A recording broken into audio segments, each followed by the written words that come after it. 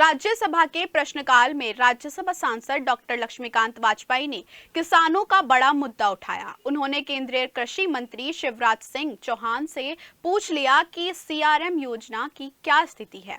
पराली जलाने से रोकने के लिए जो उपकरण दिए जा रहे हैं वो काफी महंगे हैं और उनके संचालन पर भी व्यय ज्यादा है। सरकार सब्सिडी दे रही है लेकिन फिर भी उपकरण महंगे हैं। ऐसे में सीआरएम योजना के तहत किसान कैसे पराली जलाने से बचे और प्रदूषण का नियंत्रण करें। उन्होंने मेरठ में 35 ड्रोन दीदी के लिए मांगे गए 35 ड्रोन के बारे में भी सवाल पूछा। इसके जवाब में केंद्रीय कृषि मंत्री शिवराज सिंह चौहान ने बताया कि हरियाणा, पंजाब, यूपी और मध्य प्रदेश में करीब 3.5 लाख से ज्यादा मशीनें किसानों को दी जा चुकी हैं और यदि कोई एफपीओ बनाकर मशीन खरीदता है तो ये सब्सिडी 80% तक है।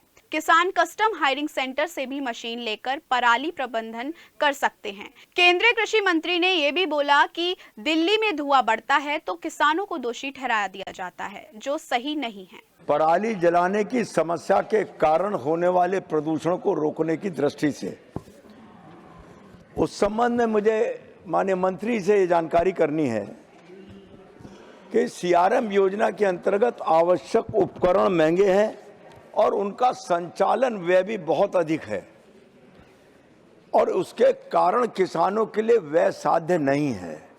सरकार ने सब्सिडी की व्यवस्था तो की है, लेकिन क्या सरकार किसी अन्य उपाय पर भी विचार करेगी कि इन उपकरणों का या सरकार की सीआरएम योजना का लाभ उठा के किसान प्रदूषण नियंत्रण के उद्देश्य में भी सहयोग कर सके। आपके माध्यम से मैं माननीय मंत्री से यह भी जानना चाहता हूं, अभी पंजाब और इसका प्रतिशत बताया कम होने का, उत्तर प्रदेश में ये प्रतिशत केवल 70% कम हुआ है।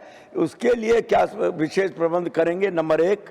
नंबर 2, इन मशीनों के अलावा फसल अवशेषों का जैव ऊर्जा संयंत्रों तक परिवहन और बुनियादी ढांचा न होने के कारण भी किसान के लिए व्यय साध्य नहीं है। सब्सिडी में भी देरी है, इसलिए किसान इसको जलाने का विकल्प चुन लेता है। क्या सरकार इस संबंध में भी कोई विचार करेगी?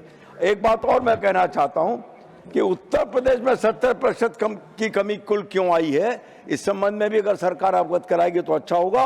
और एक अतिरिक्त विषय मैं मेरठ से संबंधित कहना चाहता हूं।